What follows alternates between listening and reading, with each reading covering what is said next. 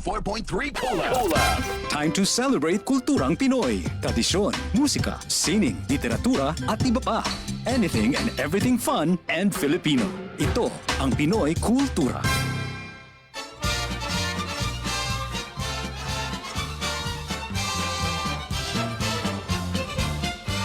A blessing of safe voyage and a chance to cool off. Pinagmamalaki ng kanta ang Antipolo, named after tipolo or breadfruit, prolific in the area. The city prides itself as a pilgrimage capital of the Philippines. Two of its more popular attractions are the historical church of the Nuestra Señora de la Paz y Buen Viaje and its summer popular waterfalls, ang Hinulugang Taktak. The Franciscan missionaries built the church in 1578 and the Jesuits administered it in 1591.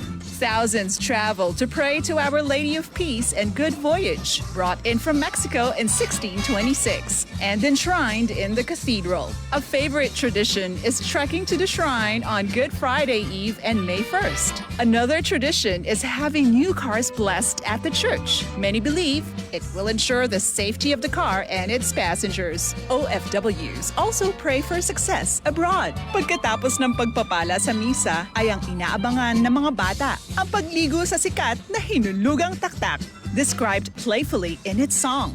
It was first opened in July 1952, became a national park in September 1990, and a protected landscape in November 2000. In 2002, it had to be rehabbed because of water pollution. In February 2020, Hinulugang Taktak reopened, together with unique recreational installations for wall climbing, hanging bridges, and a spider web platform. And don't forget, before you leave, ang pasalubong. Sikat sa lugar ang suman at mangga. But you can also bring home antipolo in a jar, like cocoa jam, latik, kalamay, or adobong kasoy. So, no time to waste. Get into the culture, enjoy a blessing, and have some fun. Tayo na! Yan ang Pinoy Kultura because our culture is cool. Good news! Ang inyong pinagkakatiwalaang Radyo Pilipinas nasa TV na. Oo, nasa TV na. Ang Radyo Pilipinas 738 AM ay live nang mapapanood sa Channel 3 ng ABS-CBN TV Plus at Channels 45 to 49 ng GMA Affordabox. Kaya may access ka na sa balitang totoo anytime, anywhere. Sa radyo, sa social media at TV. Radyo Pilipinas 738 AM. Radyo Pilipinas is on Viber. Viber. One tap and swipe. Nandyan na lahat. Receive credible news and information. Pati mga trending topics at videos. Sure na meron dito niyan. Stay on track with Radyo Pilipinas on Viber. Pick up real news. Catch the latest and biggest stories. Search Radyo Pilipinas on Viber and hop in to our community. Paano nga ba mag-register para magkaroon ng schedule sa Bagong Pilipinas Presidential Action Center? Narito ang mga dapat gawin. Gamit ang iyong mobile device, pumunta sa eGovPH app. Pwede itong i-download mula sa Apple App Store o sa Google Play Store. Gumawa ng account. Ilagay ang email address, valid mobile number, pagkatapos ay makakatanggap ka ng one-time code sa iyong email. Gamitin ang code sa eGov app para sa verification ng iyong account at ng mga impormasyong ibinigay. Congratulations! Meron ka ng eGovPH app account. Pwede mo na ma-access ang iba't ibang serbisyo ng gobyerno kabilang ang mga serbisyo sa Bagong Pilipinas Presidential Action Center. Sa Maharlika Highway, hindi lang oras ang nawawala kapag sira ang daan. Minsan trabaho, minsan kaligtasan, at kung minsan, buhay.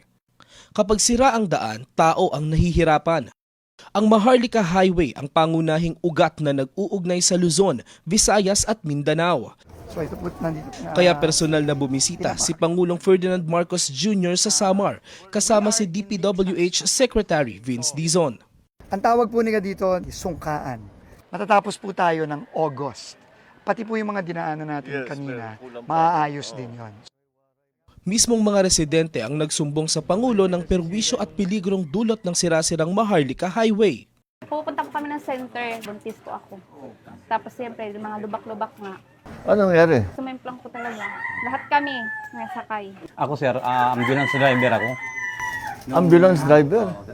Oh. Lagpas 2 oras ang pagre-repair namin ng pasyente Katbalogan to Tacloban. Meron pong na-experience si Kuya na may namatay along the way sa ambulansya. Dahil hindi na umabot. Nag-bleeding dahil sa malubak. Hindi namin namalayan na patay na pala. Oo. Kasi President, papakita ko lang ho sa inyo. Reinforced concrete na yung ginagamit natin kasi puro truck ang dumadaan.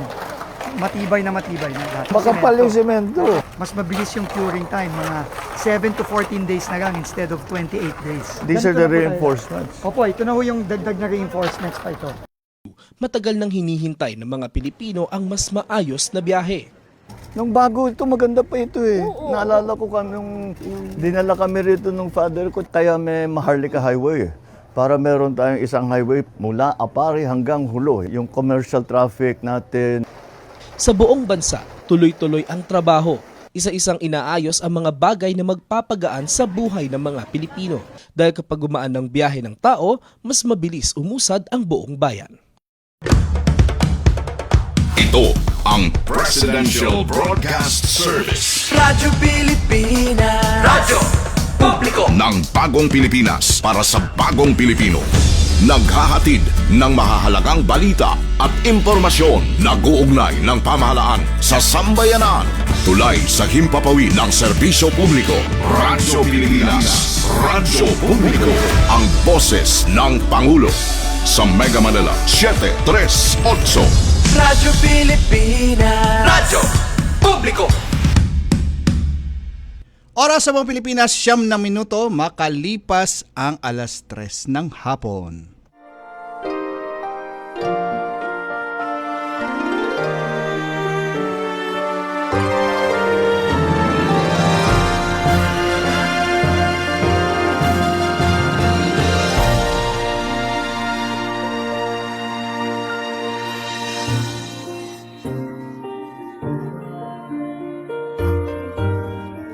Isang magandang hapon po sa inyong lahat at welcome po tayo sa ating programang Kalinga Hatid ng Red Cross sa Radyo Pilipinas ngayon pong huling linggo ng buwan ng Hunyo.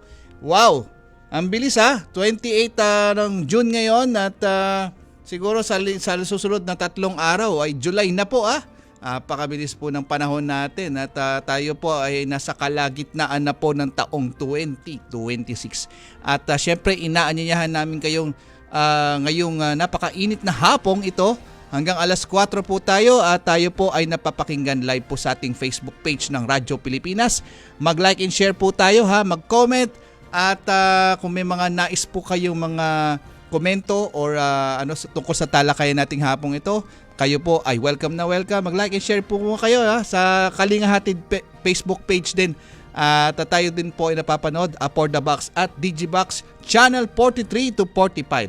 Okay, at syempre nais nating pasalamatan ng bumubuo lahat ng ating programa mula sa Presidential Communication Office, ang ating Secretary Dave Gomez, ang ating Station Manager Sir Alan Alyanige, kasama ni Sir Ray Sampang, at ngayon sa technical side si Sir Orly Lopez, at syempre ang nagbabalik, ang ating namimiss na si Ma'am Joy, si Ma'am Matet. Na-miss natin si Ma'am Joy, wala Si Ma'am Matet ang nasa ating technical side, si Ma'am Matet Segovia, okay? At syempre sa ating sa Philippine Red Cross, ang Chairman and CEO Richard J. Gordon, natin kasama ng iba pa nating Board of Governors at ng ating Secretary General Dr. Gwen Pang at ng ating mga chapters natin na mahigit sa daang chapters tayo nationwide kasama ng kanilang mga Board of Directors at ng kanilang Red Cross 143 at Red Cross Youth. Okay, napaka-interesting ng talakayan natin ngayon tungkol sa kalusugan at mga nagawa ng ating health services para dito sa patuloy pa rin ang operation natin para dito sa magnitude 7.8 ng tumamang lindol dyan sa may Southern Mindanao. At syempre, ang ating mga pag-uusapan tungkol dito sa mga sakit tuwing tag-ulan. Okay, mga kasama natin, live via Zoom, live po tayo Governor Corazon Almadali. Magandang hapon po, ma'am. Yes, magandang hapon. Ang topic natin ngayon ay pag-iwas sa mga sakit sa tuwing tag-ulan, kalusugan ng lahat ang dapat isaalang-alang. Napakaganda ng topic ngayon sapagkat bawal magkasakit, lalo na yung mga bata pa. yung mga matatanda, pag magkasakit, kailangan matugunan kagad. Ang guest natin ay si Dr. Stephanie Tan, volunteer medical doctor. Pakita ka, Stephanie. Please show yourself. Thank you. And of course, Alvin John Martinez, R&D National Field Representative, Health Services, Philippine Red Cross National Headquarters. Nandiyan na siya. Si Alvin. We have Joy De La Cruz, Chapter Service Representative, Health Services, PRC Agusan del Sur. Nasaan na siya? Ay, Joy. Hi. Pakita ka, Joy. Hello. Then, good afternoon po. Si Marigold De Leon, Chapter Services Representative on Health Services, Marigold. PRC Pangasinan Chapter. Yun. Ay po. Diyan si Goldie. Yes, thank you very much. Simulan na tayo, tuloy-tuloy na tayo. Ang unang tanong, ano-ano mga iba't ibang sakit na maaring makuha kapag tag-ulan? To general information, simulan natin kay Dr. Stephanie Tan, si Alvin, si Joy, at si Marigold. Go ahead, Dr. Stephanie Tan. Yes, naka-mute po yata kayo, Doc. Hello. Yan, okay na. Okay na po, Doc. Sakit na maaring makuha kapag tag-ulan. Okay na po, Doc. Stephanie? Dr. Stephanie? Yes, loud and clear, Doc. Ngayon tag-ulan po, meron po tayong mga specific na mga sakit. Tinatawag po natin nito ang mga wild diseases po. So, usually, ang wild diseases, ang mga kasama po dito, yung mga waterborne diseases. So, example po ng waterborne diseases natin would be yung nagko-cause diarrhea. So, usually, this is yung gastroenteritis. Bukahan natin to if yung nakakain natin or yung naiinom natin tubig ay kontaminado po. Then, yung sa eye for wild diseases, yung mga influenza-like illnesses. Sinabi po natin influenza-like illnesses, ito. Maraming salamat. Ano-ano naman ang simptomas ng mga sakit na dengue? Go ahead, Dr. Tan. Doc, medyo hindi okay ang inyong signal. Okay. Bigay na natin kay Alvin John Martinez, Field Representative ng Health Services. Ano-ano ang mga simptomas ng mga sakit na dengue? Go ahead, Hello po. Alvin. Gandang hapon. Yes. Okay. So, yung mga sintomas ng mga sakit na dengue, ay bigla ang mataas na lagnat, matinding sakit ng ulo, pananakit ng mga kalamnan or mga muscles or kasukasuan or yung mga joints natin, pagkapagod o paghihina, pagsusuka o pagduduwal, tapos mga pantal sa balat. Ngayon, mahalagang tandaan natin na kung nakakaranas tayo ng mga ganitong sintomas, pinakamainam na kumonsulta agad tayo sa ating mga doktor, no? O pumunta tayo sa ating mga pinakamalapit na health center para sa tamang pagsusuri at gamutan. Alright? Okay. Goldie, ano-ano naman ang mga simptomas ng mga sakit na leptospirosis? Goldie? Hello po, good afternoon po from Pangasinan chapter po. Normally po, ang mga sintomas po ng leptospirosis, of course, yan po, may fever po, on and off po ng fever, pagtatae, pagsusuka, at labis na pananakit ng ulo. And syempre, pag mga nararamdaman po natin itong mga to, syempre, kailangan na po natin magpakonsulta po sa malapit na center or hospital po. Joy, pwede ka na ba Chapter Service Representative ng Health Services ng PRC Agusan del Sur? Pwede yes ka na po. mag-picture? Yes po, ma'am. Okay. Ang tanong nga naman sa'yo, ngayong Dengue Awareness Month, ano-ano ang mga program inilatag ng Philippine Red Cross sa inyong lugar? Go ahead. Sa ngayon po, meron po tayong si Philippine Red Cross po sa kampanya po ng Beat Dengue, meron po tayong clean up Beat Dengue Cleanup Drive and Dengue Awareness and Prevention Campaign. Katuwang po ang mga volunteers at ang mga lokal na pamahalaan po. Maraming salamat. Nawawala ka. Sa pagpapatuloy natin, ano ang tema ngayon ng Dengue Awareness Month? Sino makapagpapaliwanag? Si Alvin? Ano ang tema? Yes. Yes po. Okay. So, bale, kasi ngayong June ay Dengue Awareness Month nga po, no? So, sa Philippine Red Cross, meron po tayong ginagawang Beat Dengue. Ayan. So, ang Beat Dengue ay yung pag-break ng breeding sites, educate the community, assist patients in hospital, and trace hotspot areas. Ayun po yung sa side ng PRC, sa Philippine Red Cross, na gagawin natin para maiwasan ang dengue. Ngayon, meron din po ang Department of Health na 5S na tinatawag. Ito po yung search and destroy, self-protection measures natin, and to seek early consultation, say yes to fogging, and sustain hydration po. Ayan. So ito po yung mga tema and mga dapat natin alalahanin ngayong Dengue Awareness Month. Okay. Kay Dr. Stephanie Tan, bilang volunteer medical doctor, ano-anong may papayo ninyo sa publiko upang maiwasan ang sakit na dengue at leptospirosis? Go ahead, Dr. Stephanie. Okay.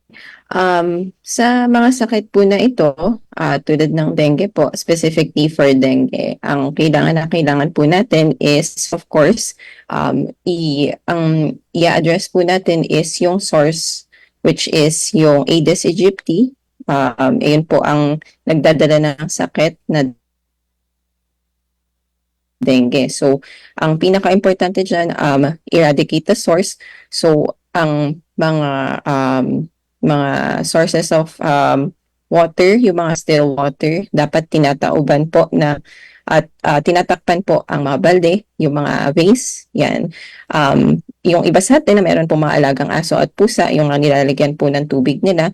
So, dapat din, yun po, ine-empty po or pinapatuyo po natin ang maayos. And then, at the same time, kapag yung sa mga mauulan na areas naman po, kapag may bagyo, para sa leptospirosis, ang importante po dyan, kapag na-expose po tayo, automatically dapat nalilinisan po natin ng tubig with soap, lalo na yung mga meron pong open wounds. So, kapag nalusong po tayo sa baha, yun po ang priority. And at the same time, of course, you have to consult with your doctor. Ang mainam po na gawin dyan ay magpakonsulta and then mabigyan po kayo ng prophylactic treatment. So yung prophylactic treatment po, usually, yan po yung naririnig po natin kadalasan na doxycycline. So kapag laging flood prone ang area po natin o kaya lagi po tayong nalulusong sa baha, ang pag-take po ng doxycycline ay tuloy-tuloy po hanggat sa o wala po ang pagbabaha doon sa area natin.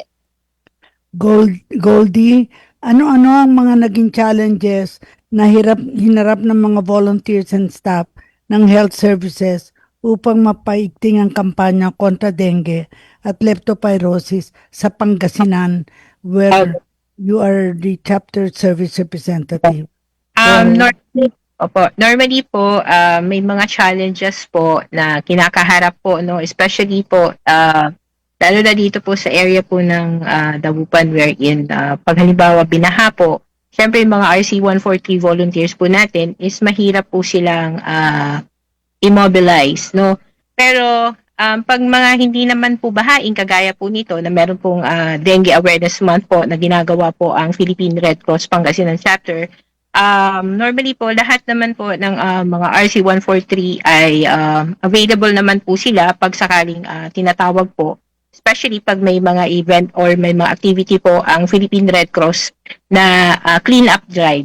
So may mga RC-143 po tayo na willing naman to extend their help po pagdating po sa pagpuksa po nung dengue po dito sa Pangasinan po. Joy, medyo ka nang ma-interview? Joy de la Cruz? Yes po, ma'am. Kasi ang tanong, ano-ano ang naging programa ng health services sa mga naapektuhan ng lindol sa Southern Mindanao na nangyari yun ng June 8? Kasi taga-ano ka eh, taga-Agusan del Sur. Go ahead. Dito po sa Mindanao po, ma'am, kung specifically Agusan del Sur, hindi naman po affected si Agusan del Sur sa lindol po, pero may shakings pa din po. Then doon po sa South Mindanao, specifically kung dito po sa services po ni Chapter, meron pong support po na ginagawa po para po doon sa area po ng doon sa mismong site po. Like tinutulungan po namin yung paghatid po ng mga gamit po na kailangan galing po sa ibang chapter po. Gamit po ang verb po which is yung sasakyan po na ginagamit. And then in general po, si Philippine Red Cross nagbibigay po ng mga iba't ibang serbisyong pangkalusugan tulad ng medical consultation, first aid, psychosocial support, health promotion, disease prevention activities at pamamahagi ng hygiene kits at iba pang kinakailangang tulong na sa mga naapektuhang komunidad po. Maraming salamat. Okay.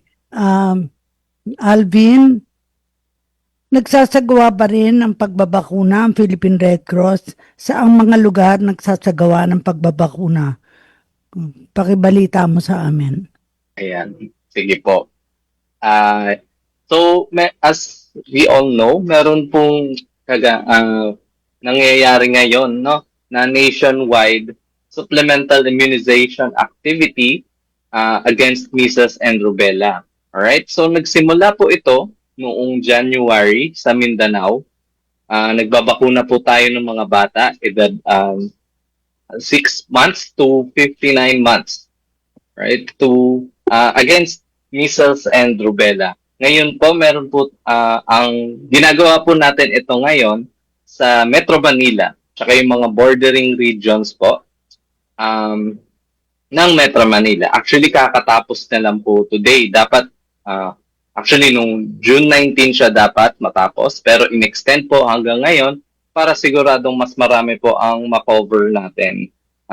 So, sa August naman po, meron tayong phase 3 na tinatawag. So, ito naman po ay sa Luzon, rest of Luzon, and sa Visayas regions. Right? So, ang bakuna po binibigay natin ay yung sa measles and rubella.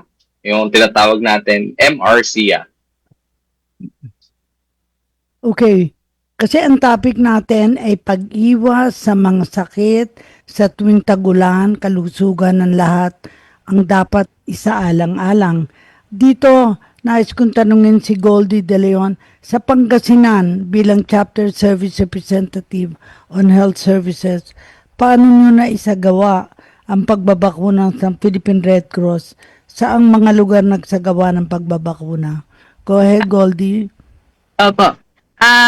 Sa ngayon po, ma'am, yesterday po, last week lang po, nakipag-meeting ako together with the City Health Office po ng Dagupan City kasi by the starting August po, yun po yung target date po ng MRZIA dito po sa Pangasinan.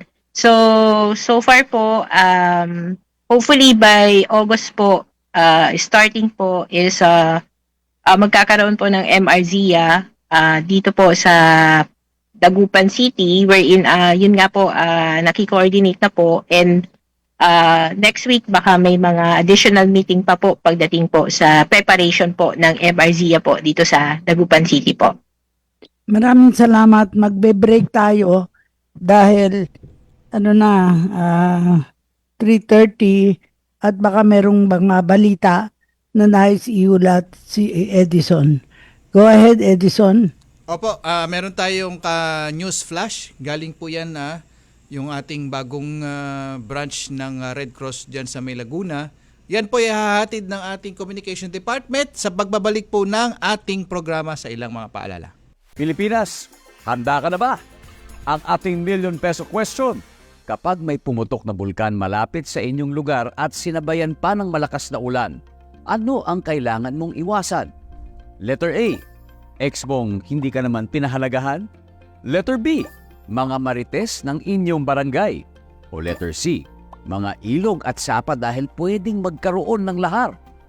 Kung C ang sagot mo, may tama ka. Delikado ang lahar o ang mabilis na daloy ng naghahalong abo ng bulkan at tubig. O, ngayon, alam mo na kung saan ka dapat lumayo. O sige na, lapit ka na kay ex. Hashtag panatag ang may alam. Maging panatag, Pilipinas. Ang inyong pinagkakatiwalaang Radyo Pilipinas, nasa TV na. Oo, nasa TV na. Ang Radyo Pilipinas 738 AM ay live nang mapapanood sa Channel 3 ng ABS-CBN TV Plus at Channels 45 to 49 ng GMA Affordabox. Kaya may access ka na sa balitang totoo anytime, anywhere. Sa radyo, sa social media at TV. Radyo Pilipinas 738 AM. Mula sa iba't ibang panig ng Pilipinas, narito ang kalipunan ng mga balitang Red Cross. Ako si Jairus Limpiada para sa PRC News Flash. Mabilis at dekalidad na blood and humanitarian services ang hatid ng Philippine Red Cross o PRC sa Eastern Laguna Community sa pagbubukas ng PRC Laguna Chapter Siniloan Branch nitong Lunes, June 15. Ang naturang pasilidad ang magiging pang-apat na branch ng PRC sa Laguna na makapaglilingkod sa 8 munisipalidad sa silangang bahagi ng probinsya. Ang Siniloan Branch ay magsisilbing humanitarian hub kung saan makaaasa ang komunidad ng Eastern Laguna ng pangkalahatang serbisyo ng PRC tulad ng blood services, emergency response, disaster preparedness and response, health and welfare programs, at volunteer development. Kasabay ng pagbubukas ng pasilidad ang paglunsad ng blood collecting unit/blood station na makapaghahandog ng accessible blood collection, storage, at distribution services sa mga kalapit na ospital at health institutions. Sa ginanap na programa, pinayuhan ni PRC Chairman and CEO Richard J. Gordon ang pamunuan ng PRC Laguna Chapter sa uri ng serbisyo na dapat ihatid ng bagong branch sa probinsya. It is just a building. A building is a building. It is hollow without people who work hard for other people. Without people who work for suffering humanity, this will remain a building.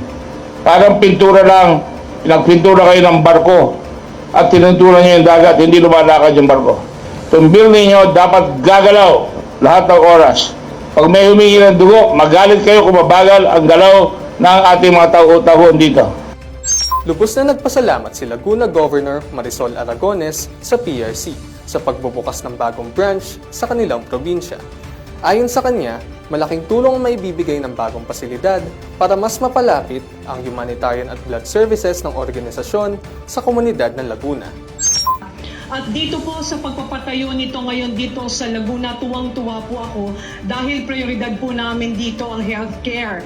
At pangunahing pangailangan ng tao ay dugo. Kapag nasa ospital, ang tanong nila, saan kami tatakbo? Saan kami pwedeng kumuha ng dugo? Ngayon, Ate Gwendolyn, malapit na ang pupuntahan ng Laguna. Maraming salamat po sa pagdudugtong nyo ng buhay sa aming mga kababayan. Ang pagpapagawa ng PRC Siniloan Branch ay isinulong na namayapang Siniloan Mayor na si Rainier Leopando na siyang namuno sa pagdodonate ng lupang kinatatayuan ng pasilidad ngayon. Pinagpatuloy naman ng kasalukuyang Siniloan Mayor na si Patrick Ellis Go ang proyekto nang umupo siya sa pwesto noong 2023. Ani Mayor Go, malaking tulong ang maibibigay ng bagong pasilidad sa kanilang populasyon, lalo na't iilan lamang ang mga ospital at clinic sa kanilang lugar. Sa pahayag ni PRC Secretary General Dr. Gwendolyn Pang, binigyang diin niya ang kahalagahan ng bagong pasilidad sa pagbibigay ng mas mabilis na serbisyo para sa komunidad ng Siniloan. At yan ang pinakabagong balita mula sa PRC. Abangan ang mga news updates dito sa PRC News Flash. Ako si Jairus Limpiada. Hi, I'm Safeguard. It is so nice to meet you. I may look small, but when emergencies happen, I become very important. I fit in your wallet, but I can save you thousands. For only 1,200 pesos a year, I make you a member of the Philippine Red Cross, helping people even when you're not there. Safeguard benefits include free ambulance service when emergency strikes and also one free bag of blood because sometimes life depends on it. I've got your back. Accident benefits make sure you and your loved ones are safe, like having a superhero in your wallet. I may be small, but with me you carry protection, kindness, and courage. You're never alone when emergencies strike. Get your Safeguard today. Carry it with you, protect lives, empower families, and be a hero. Make a difference. Save a life.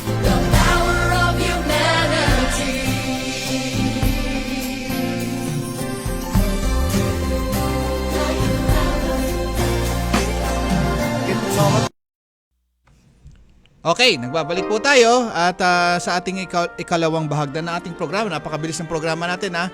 Nais namin kayong anyayahan na syempre dito tayo sa Philippine Red Cross. Patuloy po ang ating pagbibigay tulong dito sa mga nasalanta ng bagyong ng lindol. Na magnitude 7.8 na lindol dyan po sa Southern Mindanao. Particular po yan sa may Sarangani at saka sa may General Santos. At kung kaya kami sa Philippine Red Cross ay nananawagan kung sa mga nais pong magbigay ng tulong, ifa-flash po natin yung mga, andyan pa si Mamatet, yung ating mga paano mag-donate sa ating Philippine Red Cross. Yan po yung mga bank accounts natin. Meron pong video, may Metrobank, may PNB. At meron po tayo, ayan po yung mga QR codes natin. Na-scan nyo lang po yan. At meron din po tayong Pay, Maya, At sa mga patuloy po ang ating operasyon dyan hanggang ngayon nandiyan pa rin po tayo nagbibigay po tayo ng hot meals, psychological support sa mga kasi I think yata kagabi nagkaroon po ng isang araw po yata medyo malakas-lakas na isang gabi Friday po ng gabi magnitude 6.3 po yun aftershock po yung naramdaman nila dyan sa may parting sa Southern Mindanao at patuloy pa rin po nakakaramdam yung mga kababayan natin dyan ng aftershock kung kaya tayo sa Philippine Red Cross ay patuloy na nagbibigay ng tulong kagaya ng psychological support sa mga biktima ng mga pagyanig yung mga nasa evacuation center at nagbibigay tayo ng malinis na tubig na maaari po nilang inumin ilang water tankers po yung nakadeploy po natin dyan. At syempre ang ating health services, kagaya po ng ating nasabi kanina, na tayo po ay nagtumutulong din dyan sa mga probinsya ng tinamaan dyan sa may Southern Mindanao. Gob Cora, nagbabalik po tayo. Sa pagpapatuloy ng Kalinga Hatid ng Red Cross, ang topic natin ay pag-iwas sa mga sakit sa tuwing tagulan, kalusugan ng lahat, na dapat isaalang-alang. We are privileged to have had Dr. Stephanie Tan, Volunteer Medical Doctor, Alvin John Martinez, R&D, National Field Representative, Health Services, Philippine Red Cross, National Headquarters, Joy de la Cruz, Chapter Service Representative, Health Services, PRC, Agusan del Sur, and of course, Marigold de Leon, Chapter Service Representative on Health Services, PRC, Pangasinan Chapter.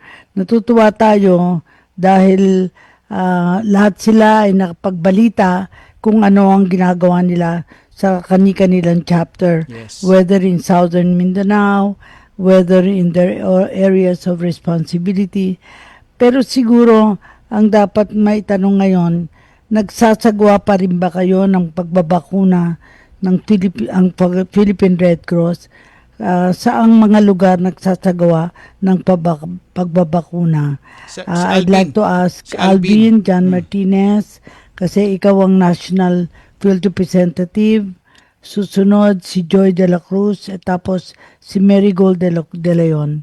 And last na si Stephanie Tan. Alvin John, go ahead. Yes. Okay po.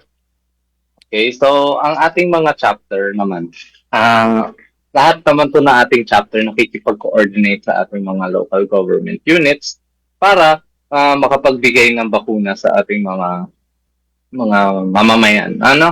So, ang isa sa mga asset po ng Philippine Red Cross or isa sa mga pinag-aayabang na talaga is yung manpower natin or yung mga medical corps. So, yung mga medical corps natin na nurse, ayan po yung mga tumutulong sa pagbabakuna na mga chapter ay nakikipag-coordinate with their local government units. No? So, it can be against flu, di ba? Yung mga flu vaccines na yan. Siyempre, dahil nga tag-ulan, maano ang sakit, makakahawa, mabilis makahawa ang mga sakit na ito. So, tayo po ay nagbibigay tayo ng mga flu vaccines all across the nation, of course, in coordination with yung mga local governments natin. Okay. Alam mo, kay Joy de la Cruz, kasi siya ay chapter service representative sa Agusan del Sur. So, ang tanong ko, ano yung mga challenges na naman na hinarap ninyo sa inyong probinsya upang mapaigting ang kampanya natin tungkol sa kontra dengue at leptospirosis? Go ahead, Joy. Yes po, Ma'am Cora. Yung isa sa mga hamon po na ay patuloy na pag-ulan at pagbaha po. Isa po yan sa nagpapahirap sa pagpunta po sa komunidad, lalong-lalo na po sa mga volunteers and staff. Dito po kasi sa Agusan del Sur, knownly is yung tubig talaga dito pag umulan, kaya siya tinawag na Agusan del Sur, Agusan dahil yung tubig niya is nandun na talaga. Pero sa kabila po ng pagbaha at pag-ulan, patuloy pa din po si Philippine Red Cross na nagbibigay ng health education, clean-up drive activities at pakikipag-ugnayan at pakikipagtulungan sa mga lokal na pamahalaan upang maprotektahan ang ating mga komunidad po. Yan lang. Okay. Alam mo, napakalaki ng Pangasinan. So, Goldie De Leon, as Chapter Service Representative on Health Services, paano nyo natugunan ang pangangailangan sa PRC Pangasinan Chapter? Okay po. Hello po sa Ma'am Cora, no? In Pangasinan po, mabilis po yung pagbibigay po ng mga serbisyo po kasi sa Pangasinan Chapter po, meron na po tayong existing na 3 branches po.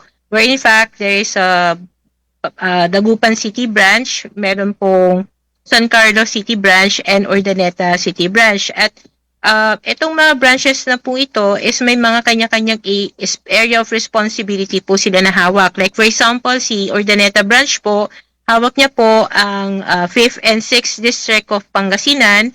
Si Dagupan Branch po is hawak naman niya po ang 4th District ng Pangasinan. And si San Carlos City Branch po is hawak naman niya po ang 2nd and 3rd District po ng Pangasinan. So pagdating po sa mga serbisyo po na ibinibigay po ng Philippine Red Cross sa mga communities po o sa mga komunidad, mabilisan po siyang naaaksyonan po. Maraming salamat. Babalikan ko si Dr. Stephanie Tan as Volunteer Medical Director. Ano ang naging papel mo dito sa programang pag-iwas sa mga sakit sa tuwing tagulan, kalusugan ng lahat, ang dapat isaalang-alang? Ano ang naging contribution mo dito, Dr. Stephanie Tan? Okay, so as one of the volunteer doctors po, ang importante po din talaga kasi lalo na sa mga ganitong sakit tulad ng dengue at leptospirosis is yung continued health education po. So, apart from yung mga programa po na nilulunsad ng DOH at ng Philippine Red Cross regarding yung mga public advisories, health materials po, as doctors po, we advocate for yung early detection of yung mga diseases na ganito. So, in-encourage po talaga namin na magpakonsulta ang mga pasyente pag nakaramdam na sila ng mga sintomas. So usually naman mga non-specific symptoms po yan kapag nag-umpisa. So lagnat, headache. So importante po talaga na ang unang sangguni po nila is yung mga doctors po. And then at the same time, we also support yung mga community drives like yung pag-eradicate po ng mga sources ng dengue. We emphasize yung 5S strategy po ng DOH. So, search and destroy. Tapos, yung self-protection po, ensure na they also support yung fogging or yung spraying kung meron man dun sa LGU nila. And of course, kung magkaroon man ng lagnat, sustain yung hydration po since yun po yung importante sa dengue. And then specific for leptospirosis, of course, if it's the rainy season, importante po talaga na iwasan po natin na lumusong sa baha. And kung hindi naman po talaga maiwasan yun, kung flood-prone area po talaga, dapat handa po tayo. So, dapat meron po tayong sinusuot na bota. Kapag na-expose man, kung may sugat tayo, ugaliin po natin talaga na makapaghugas ng area na naapektuhan. So, kung yung paa natin, important po to wash with soap and water and then immediately seek consult through your local health center. So, available naman po yung help na ganyan. So, yun po yung role natin as healthcare professionals po. Babalikan ko yung mga na-interview natin. Ang tanong ko, paano natin mapapaigting ang kaalaman ng mga tao sa pagitan ng ating programang Kalinga Hatid ng Red Cross. Babalikan ko si Marigold De Leon from Pangasinan. Ano ang suggestion mo para mapaigting natin ang programang Kalinga Hatid ng Red Cross? Ayun po. Bali, yung advice ko or yung suggestion ko po is paigtiin or more on health advocacy po yung kailangan po nating ibigay sa mga komunidad, lalo na po yung mga area na kung saan hindi po masyadong nare-reach ng mga ibang mga organization, no? So yun po yung isa na so more on health advocacy, bisitahin po natin ang mga komunidad na hindi po na pupuntahan po ng mga ibang organisasyon na kailangan din po nila ang isang tao na pwede pong ma-explain sa kanila kung ano po talaga yung gusto or pagdating po sa mga kalusugan po na importante po sa health po nila. So, yun po. And more on, yun mga din po, Ma'am Cora, is yung pagbibigay po ng mga IEC materials, which is very informative po, lalo na po yung binibigay po ng Philippine Red Cross under ng Health Services, yung mga IEC materials po and poster po na ipino-provide po ng Health Service from National Headquarters, yung pagdidistribute po namin sa community is malaking tulong na din po yun para maintindihan po nila kung ano po talaga yung sakit na kailangan po nilang malaman sa komunidad. Correct ka dyan, Talagang kailangan ito. Si Joy naman de la Cruz sa Agusan del Sur as chapter representative, ano naman ang input na nakita mo sa programa ng health services sa Southern Mindanao na nangyari sa inyo, nagawa ninyo? Go ahead, Joy. Hello po, ma'am. Ma'am Cora. Sa Lindol po, ma'am, Yung nagawa ninyo sa Agusan del Sur, ang programa ninyo sa health services, na sa palagay mo naging instrumento para lumakas ang programa ng health services sa Agusan del Sur. Okay po.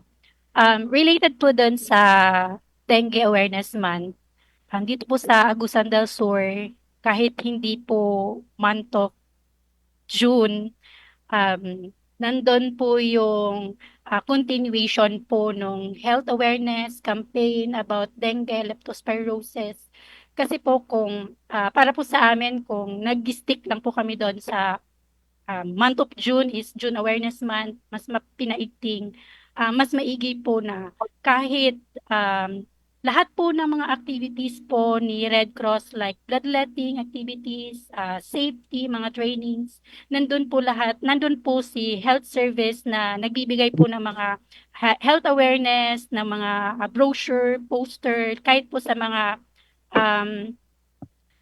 schools during RCY activities, nagbibigay din po doon ng mga posters and brochures para po mas mapalawak at mas mapaunawaan po ng mga tao po sa komunidad, lalong-lalo na po doon sa mga volunteers po ni Red Cross at sa 140 volunteers po para sila po mismo mas makakatulong or relay po ng message na gustong iparating po ni Red Cross para po sa community.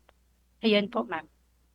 Okay. Si Alvin John Martinez as R&D, National Field Representative, Health Services, Philippine Red Cross.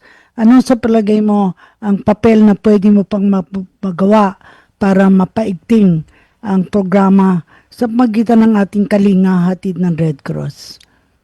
Go ahead. Okay. So, ayun nga po, no. As a representative dito sa National Headquarters, ang trabaho po natin is to support yung ating mga chapters katulad ni Agusan del Sur at saka ni Pangasinan. Okay? So, ang trabaho po namin is to give out yung mga IEC materials, yung pagbibigay ng support, yung pagbibigay ng mga doxycycline para kontra leptospirosis. Okay? So, yun po yung mga support na binibigay namin sa mga chapter para sila po ay mas makatulong sa mga taong bayan. Tapos, in regards naman po dito sa ating programa, Kalinga Hatid ng Red Cross, maganda po sana kung i-share natin sa ating mga kaibigan, mga pamilya, no? Para lalong mas lumawak ang ating reach at saka mas maintindihan ng mga tao po kung ano ang dapat gawin ngayong tag-ulan. Okay? Okay, thank you very much, Alvin John Martinez. Of course, kay Dr. Stephanie Tan as volunteer medical doctor, I honor you for being the volunteer medical doctor, and I look forward to meeting you as well, doing more for our Kalinga Hatid ng Red Cross sa program natin. And so I thank you all for joining us this afternoon, and for all of you, I have this prayer for the nation. Lord, let me be the change I want to see, to do with strength and wisdom all that needs to be done and become the hope that I can be. Set me free from my fears and hesitations. Grant me the courage and humility. Fill me with spirit to face the challenge and start the change I long to see. Even if I'm not the light, I can be the spark in faith, service, and communion. Let us start the change we want to see that begins the change that begins in me. Maraming salamat sa inyo, apat na nakaisa sa ating programa ngayong hapon, at inaasahan ko na magpapatuloy pa ang inyong interes sa pagtulong, mapalakas natin at mapaigting natin ang programa ng Red Cross sa health services. Maraming salamat sa inyo. Thank you. Okay. Go ahead, Edison. Okay, hingin ko na lang mga final message, Gob Cora, ang ating dalawang taga-National Headquarters. Una, si Sir Alvin John Martinez. Sir Alvin, final message po. Yan. Hello po. So again, of course, alam natin tag-ulan, so mag-ingat-ingat lang po tayo lagi. Tandaan natin yung mga paalala na binigay ni Doc Steph kanina on kung paano makaiwas sa sakit. Tulad ng dengue at leptospirosis. Okay? So, lagi tayong magbaon ng payong, lagi tayong, dapat meron tayong mga bota kapag sumusulong sa baha, yung mga raincoats. Ayan.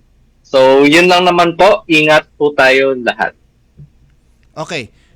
Si Doc Stephanie, before ka po magbigay ng final message, meron lang pong papakawalan ko lang tong isang nag-comment sa atin sa Facebook. Nag-message po sa atin na may tanong po siya. Isa daw po siyang Grab driver. Paano daw po siya makakaiwas kung ang ninulusong sa biyahe daw niya ay nakasawsaw daw ang kanyang paa. dahil daw sa ipit sa traffic, nakasawsaw mga 3 hanggang 4 na oras nakasawsaw daw ang paa niya dahil sa traffic. Paano daw kaya ang mainam na gawin para maiwasan daw yung sakit na leptospirosis, Doc? Tapos final message po. Okay. For those po na talagang hindi maiwasan na nakababad po doon sa tubig baha, tulad po na nasabi ko kanina, kailangan po talaga na magpakonsulta po sa doktor or lumapit po tayo sa mga healthcare centers natin, sa local health units natin, since kailangan po kasi na mabigyan po sila prophylactic treatment or yung tinatawag natin na doxycycline. So yung dose po kasi na yun, kailangan mainom po niya until mawala po yung source ng infection, which is yung tubig baha. So as long as exposed po siya dun sa tubig baha, kailangan po tuloy-tuloy ang pag-inom ng gamot na iyon until such time na mawala na po yung exposure. Yun po yung importante dun. And for yung mga final reminders po natin, since it's already the rainy season, ayun po, napaka-common po na naman ang ubo, sipon, lagnat. So, since readily available naman na po yung flu vaccination, kung meron naman pong naibibigay na free doon sa mga kumpanya natin, kung meron po tayong access dun sa programa po ng Philippine Red Cross, mas maganda po talaga na makatanggap po tayo ng flu vaccine para kung sakali man na magkaroon po tayo ng mga viral infection, mas maagapan po natin or mas mababawasan po yung severity ng disease na yun. So yun po yung importance of the vaccination. And then, of course, yung sa dengue po, important is yung source po, which is yung mga stagnant water, kailangan ma-eradicate po talaga natin iyon. Tapos, kung marami po talagang yung tinatawag natin na mosquito vectors, which is yung Aedes aegypti. Nga po, ugaliin po natin na magsuot po nung yung may mga manggas. Kung meron po tayong kulambo, pwede po natin gamitin yon, lalo po kung natutulog po tayo. So, very active po kasi ang ang Aedes aegypti or yung mosquito na yon, every time na it's yung paggabi na po. So, yung mga matidilim na area, yan po talaga yung paborito po ng natin, ng vector natin for dengue. Okay, maraming salamat po, Dr. Stephanie Tan. At syempre, nais ko rin pong pasalamatan ang manager po ng Health Services. Walang iba po kundi si Sir Mark Alvin Abrigo. At syempre, siya po ang nagbigay pahintulot po para sa ating mga nakasama ngayong hapong ito sa ating programang Kalinga Hatid ng Red Cross. At syempre, kay Gob Cora, maraming salamat Gob Cora sa inyong laging pagsama dito sa ating programa. Linggo-linggo po yan mula alas 3 hanggang alas 4 ng hapon. Okay, yan na po ang ating programa. At ito po si Edison Enriquez. Susunod na po ang pagbabalita atid ni Sir Albert Sebastian at kasunod po yan ang programa ni Vance Fernandez. At sa susunod na linggo, tayo po ay meron na naman po magandang talakayan at tayo ay magbibigay daan para sa National Disaster Resilient Month at syempre Blood Donors Month for the month of July. Muli po, ito po ang Kalinga Hatid ng Red Cross, Edison Enriquez, oras 5 minuto bago mag alas 4 ng hapon.